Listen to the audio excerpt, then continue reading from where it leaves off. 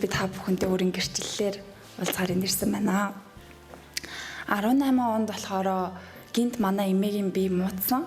Тэгээ яг юунаас болсон нь мэдэгдэхгүй оншин тодорхойгүйгээр муудаад тэгээд яг сэхэнд бол сар гарны хугацаанд байсан.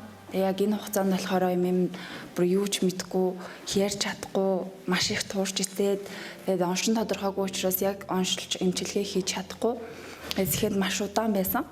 Тэр хугацаанд болохоор нэг оройн нь эмээг маань найдваргүй гэсэн үгийг имчилсэн л дээ. Тэр орой тэгээ яг би машинд хонжихтоо гадаа нь хонжихтоо эмээгийнхаа төлөө залбираад илчлэл номыг бас яг бүхэлд нь уншиж дуусаад тэгээ шүнжэнгөө залбираад юу бодогдсон бэ гэхээр үнэхээр бурханд бол боломжгүй зүйл гэж байхгүй. Яг түүний одоо залбирлын минь хариу яг бурханы товолсон цагт яг ирнэ гэдэгт итгэлтэй байсан. Яг тэр үед болохоор эмэм нь бас өдөрт эмээтэйгээ нэг л удаа уулзах боломжтой. Тэр үедээ бүр байнга орж залбираад түүний төлөө гараа тавиад залбирдаг байсан. Гэхдээ эмэм нь ухаангүйсэн ч гэсэндээ ухаан орж эхлэх үедээ бол байнга өөрөө миний төлөө залбираарай гэж хэлжсэн. Тэгээ яг сар гарны хугацааны дараа бол эмэм маань эмнэлгээс гараад тэгээд гэртээ бас амарч байгаа сүм дээрээ ирээд өөрийнхөө гэрчлэлийг хуваалцсан л та.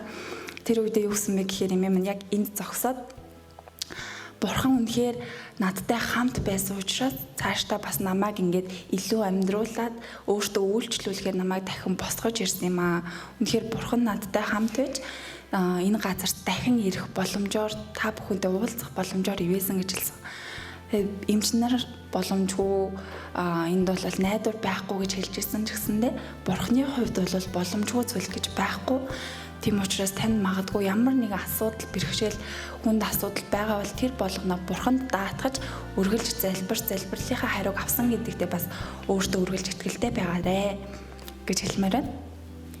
За тэгээд өнөөдөр бас мөргөлтэй хамт байгаа та бүхэндээ маш их баярлалаа.